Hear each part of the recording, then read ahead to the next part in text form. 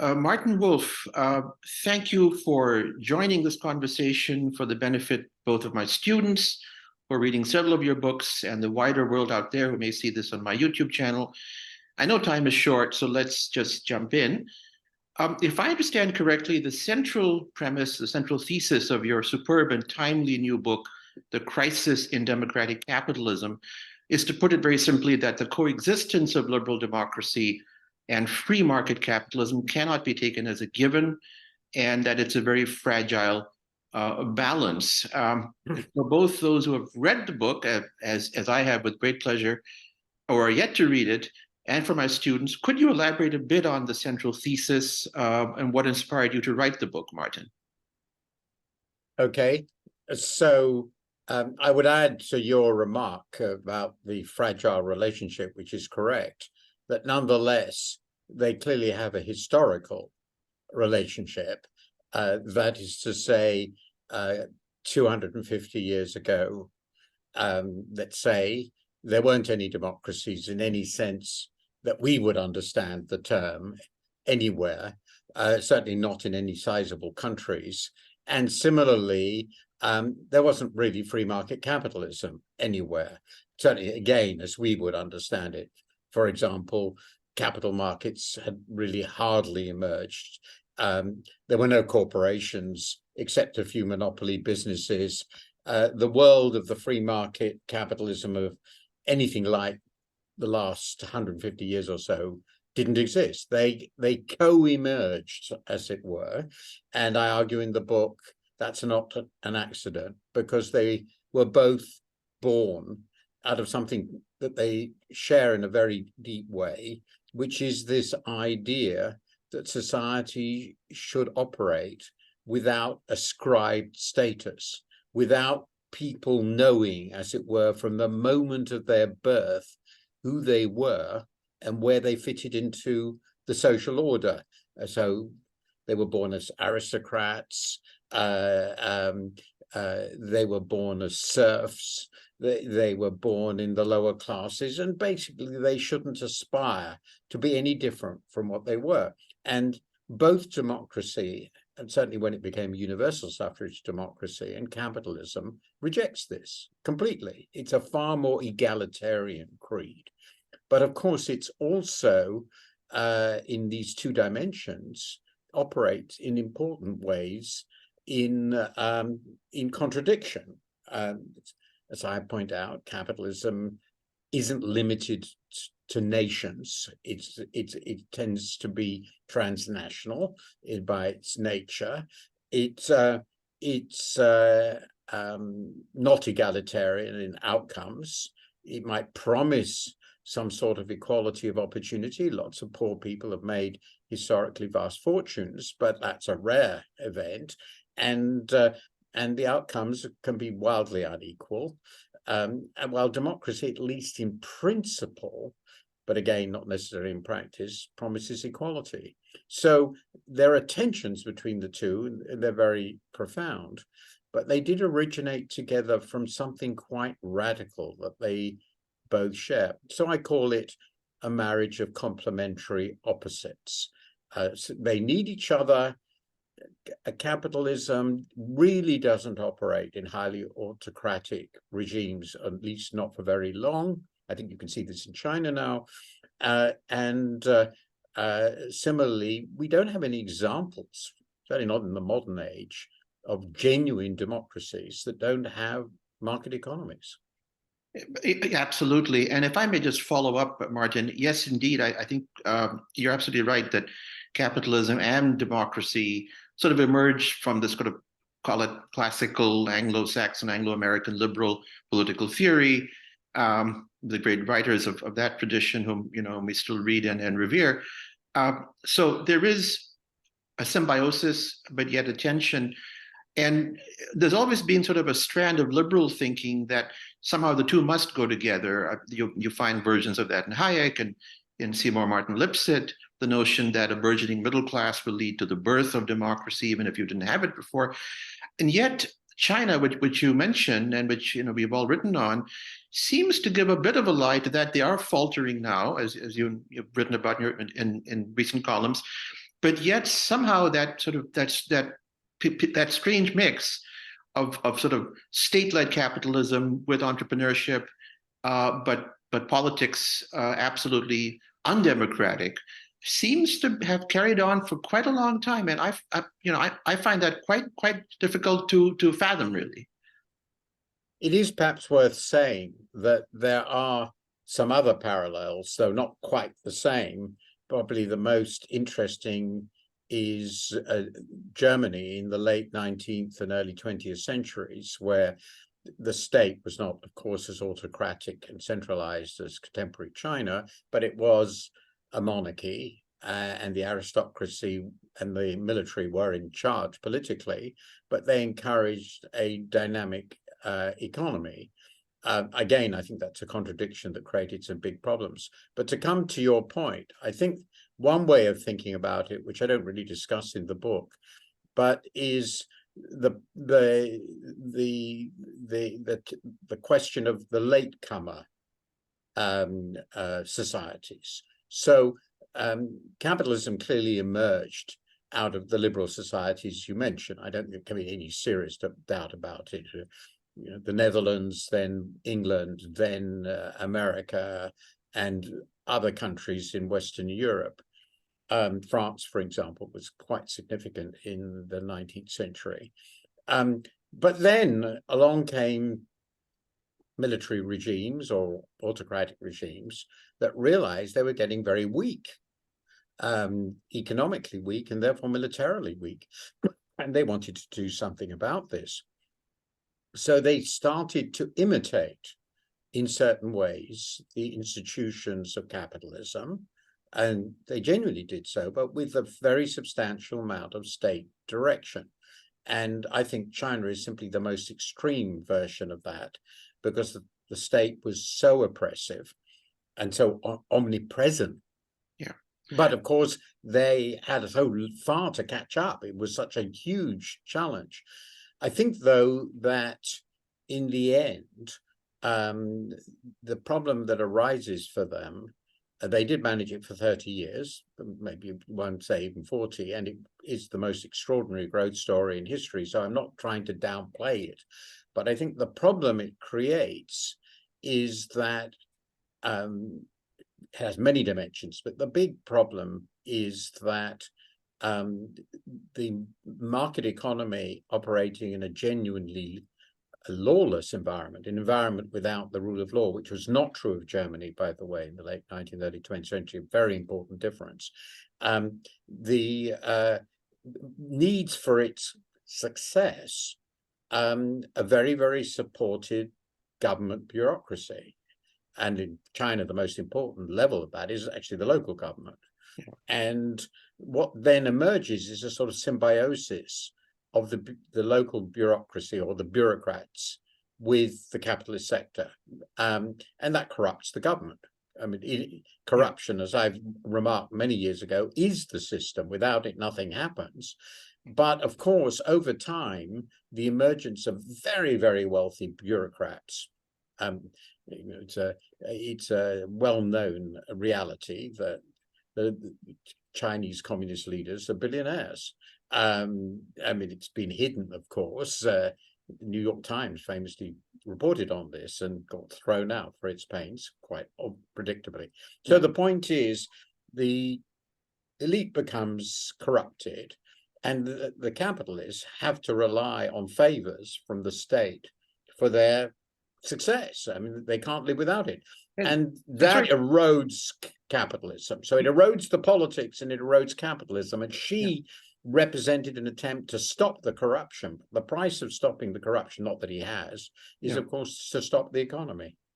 And something similar in Russia, would you say as well, sort of this kind of gangster capitalism that thrives under sort of Putin's benevolent rule, as long as you're on the right side of Putin and you can't sort of venture into politics, else you'll fall out of airplanes or be poisoned and so on.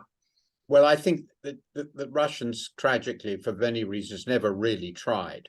They started just a little bit in the 1990s. But the problem Russia has, which is one we know very well in development economics, is what's called the resource curse.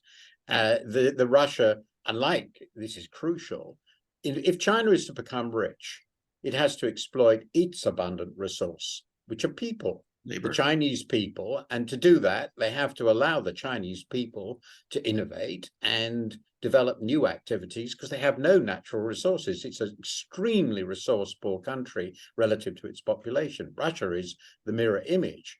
So Russia can become pretty rich in aggregate, and some people will become immeasurably rich by simply exploiting the natural resources.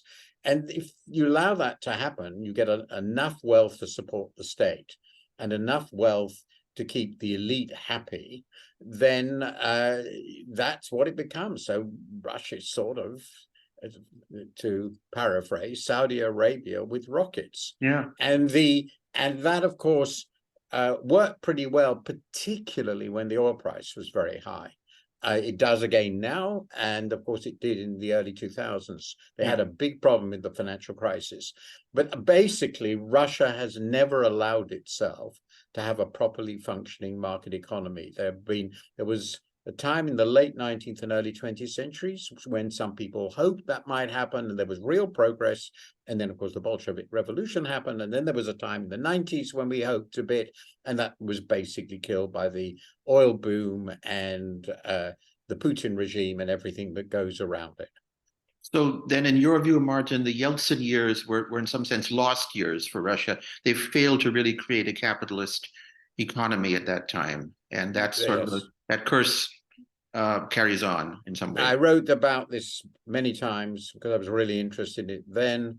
And the answer is that for a whole host of reasons, by, I think, already the middle of the 1990s, it was clear that they were shifting towards a very crude form of rentier capitalism, in which a rather small number of people had captured the assets of Russia,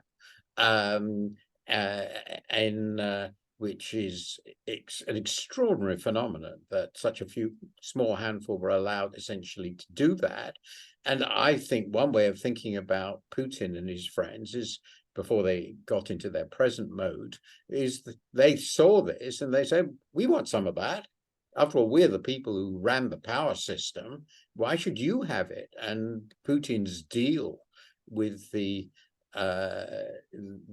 plutocracy that the Yeltsin era created was, if you do what I tell you, and of course allow us to share in the wealth, me and my cronies, we'll let you alone, and we'll have a state-governed, state-run form of quasi-private rentier capitalism, and that didn't end well. Absolutely. If I may, Martin, may I turn to what's been going on in the advanced economies of the West? And you've certainly written and speak about this, and that's really, I think, sort of part of the core or message of your book, that in places which we thought had entrenched liberal democracy and capitalism, places like the US, Britain, even Canada, we've seen what one might call an eruption of a backlash from folk who seem to feel that they've been left out of the fruits of globalization, something which I hope we can also chat about if time permits, and the free market economy. And so we've seen Brexit in Britain, Trump in the US. Here in Canada, we had the Freedom Convoy protest, the trucker protest, all of whom seem to be railing against what they thought was a ruling class that, rightly or wrongly, was seen as being on the left. And perhaps that explains, or can that help explain why we've seen an upsurge, principally in right-wing populism, more than left-wing of the type you see, for instance, in Latin America or Africa, Martin? I think the latter phenomenon is very interesting, and I can't say I fully understand it. I have some ideas about it, but it's certainly true, as we perceived in other societies, and I mean, though it's not a direct parallel in any way, it's the most striking case is probably Germany in the 30s, that when everything falls apart economically, it goes demagogic. There's no doubt about that. But there is a modus operandi for the conservative forces, broadly speaking, what Marx would call capitalists and right-wing thinkers, nationalists, and so forth, which says the reason you have been cheated, that you're not enjoying what you ordinary people wanted, is that there are these malevolent outsiders, Jews, blacks, whoever. There are malevolent intellectuals who despise you and your culture. There are anti-national forces, people who are deeply hostile to your country, and they are the people who have destroyed your prosperity. Foreigners, outsiders, lefty intellectuals, and if you trust us, the extreme right, will solve all these problems. And it has to be said that part of that version of the extreme right, which again is a parallel with Germany in the 30s, though I'm not saying they're identical, of course they're not, they're obviously wildly different, is actually a statement that, well, we're not going to pay too much attention to the old free market rules. We are going to have a more nationalist economy. It's still hierarchical. The wealthy will be left alone as long as they do what they're told. We're not going to equalize anything, but we're going to have state-led investment. We're going to have state control of a lot of the economy. That's what the Nazis did. They were the first Keynesian government, which is very interesting because we don't normally associate that with the right, do we? So, and it's pretty obvious if you look at some of the other right-wing movements around the world, including in America, that, you know, it's not Reaganism anymore, is it? I mean, that's pretty clear. Yeah. So now, what I do think is important, and I won't go any further into this, is that this unhappiness of what I refer to as the old middle class, by the middle, which is mainly the old industrial working class, which became a dominant part of our society in the 19th and middle to the middle 20th century, from the 19th to the middle 20th century. They really did suffer from downward mobility. And I think they came to fear that they were going to be pushed right into the bottom. And the bottom is what they were most frightened. They were of becoming. And that's again a very obvious parallel with what happened elsewhere. So why they were therefore felt abandoned. And I think they felt abandoned for two reasons. First, that genuinely the industrial working class was hammered. I think globalization is a small part of it, but it was hammered.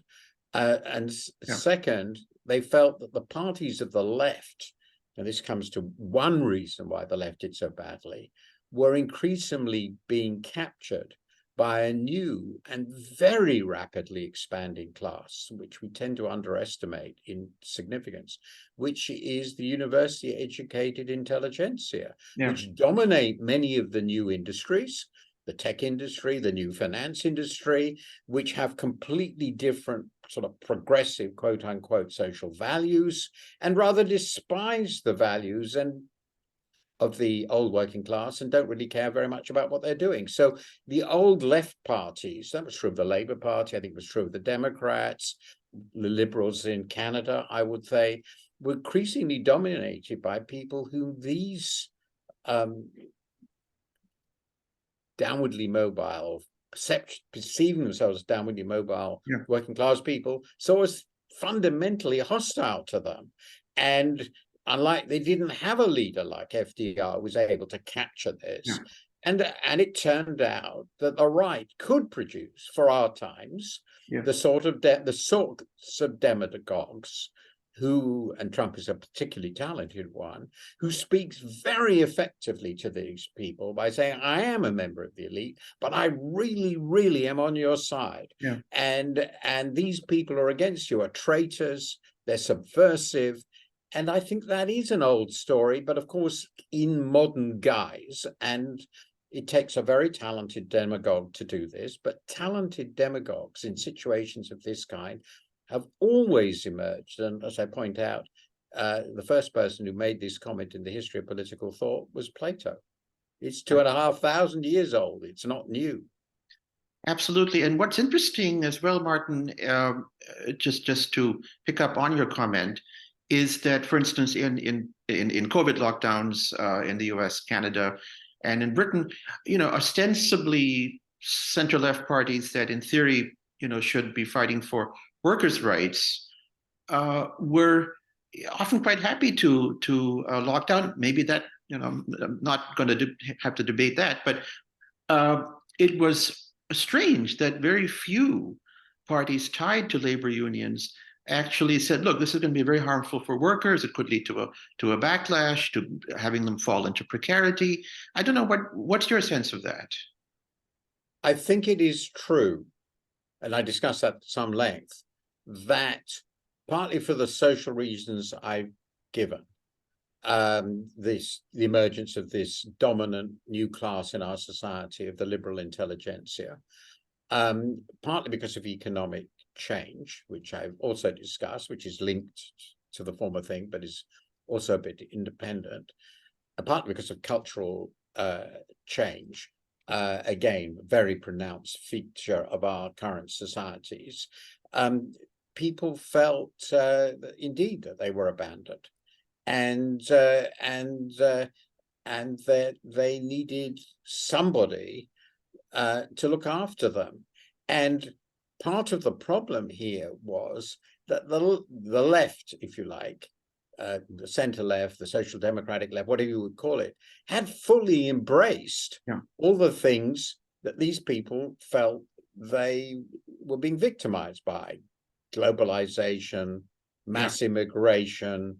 Mass immigration is important, very large and profound cultural changes. I don't think one can underestimate on the culture side the transformation in the role of women. I've thought about this a lot. I mean, I probably never really was sensitive to it, but I imagine for a very, very large number of men who'd grown up in the old world, the world of the middle of the 20th century, when it was sort of taken for granted, if they had a boss, it was going to be another man. And then suddenly they found themselves, well, their boss could just as well be a woman. And this was not consistent with their view of how the world should be. That may not be a small thing. My view would have been, well, they should get over it. But they've got nothing else. People feel that they're not going to get over it.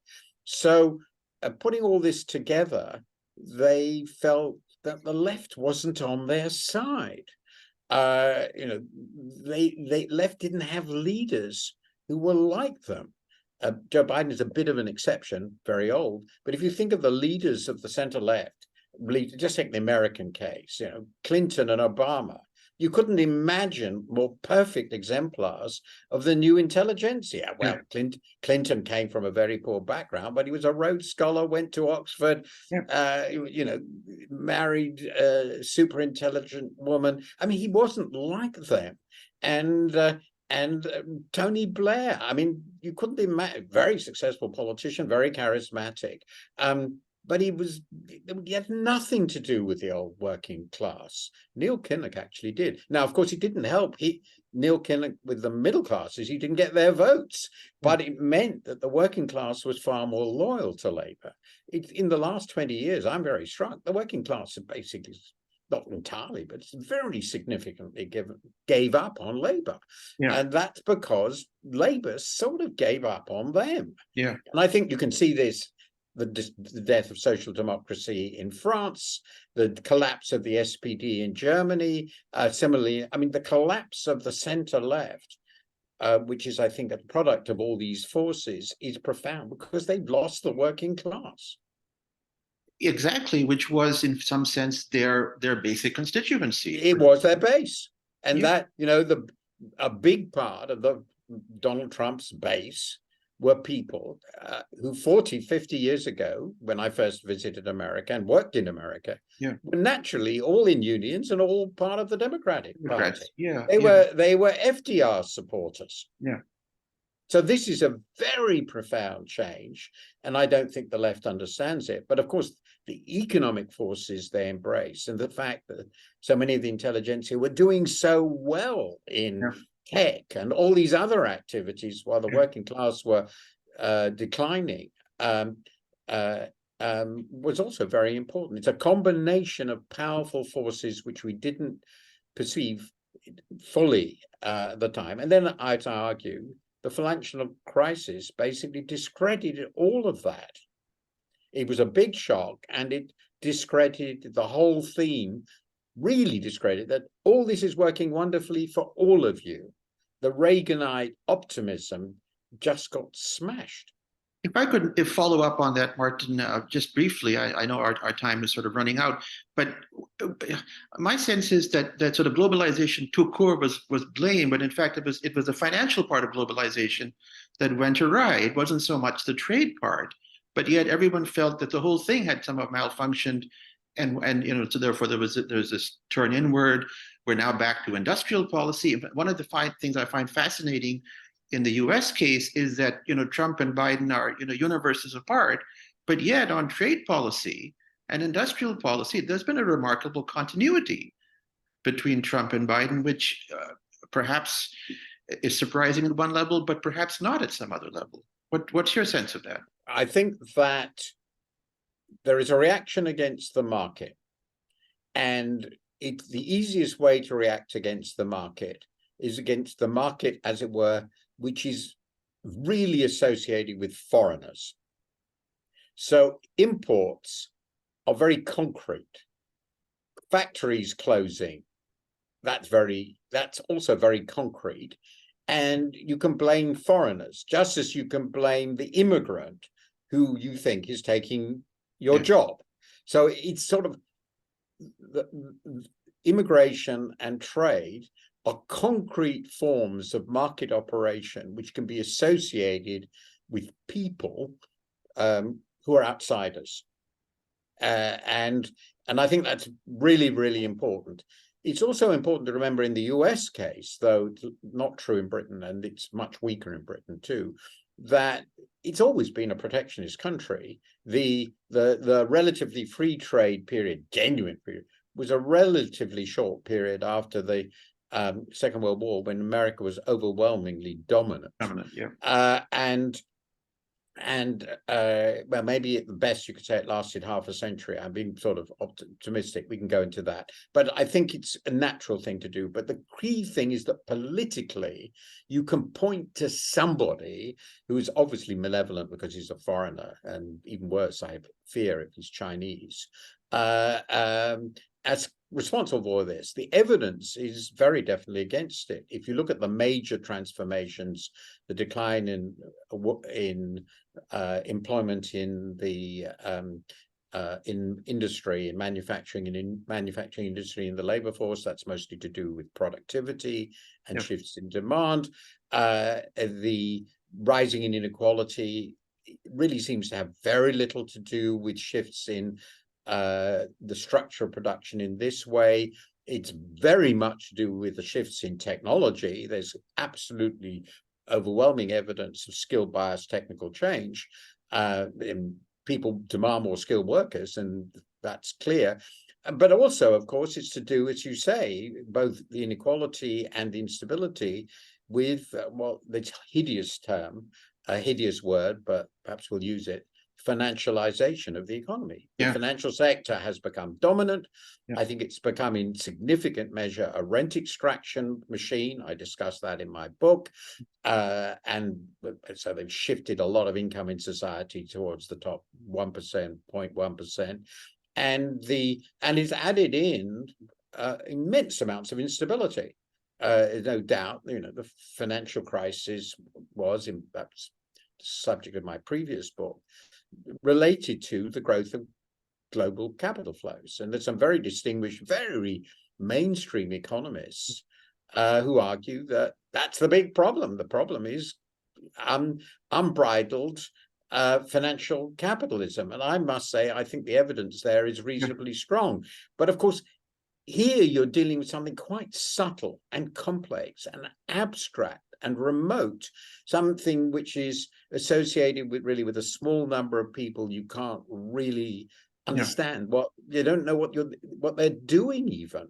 And that's the result of that is it can be shifted elsewhere. And if you think about, I make this point, you could say that the whole history of the South and the problem of the poor whites in the South in America is about shifting the blame for their plight, which is really rests on the Southern plutocracy, onto the blacks with whom they desperately fear they might be competing. Well, now in addition to that, you've got the Chinese and all the rest of it, and it can all be, to use another horrible term, racialized. And I think that I discussed that, and it's part of this story. And it's a very sad story, but it's not new.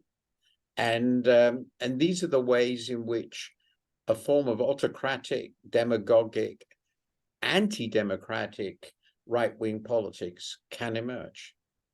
Indeed. Just one final question, if I may, Martin. Thank you for your time. I think, your book and your comments brilliantly diagnose the problem. In your judgment, what's the way out for us?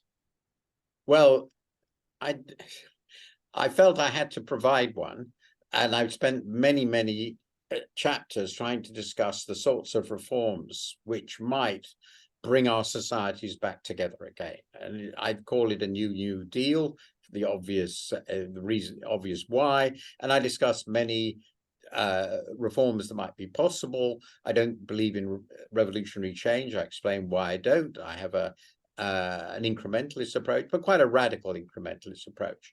Now, there are two good questions about it. One, would it work in the sense, would it achieve enough change to make people happy in a short enough period? And the answer probably is no.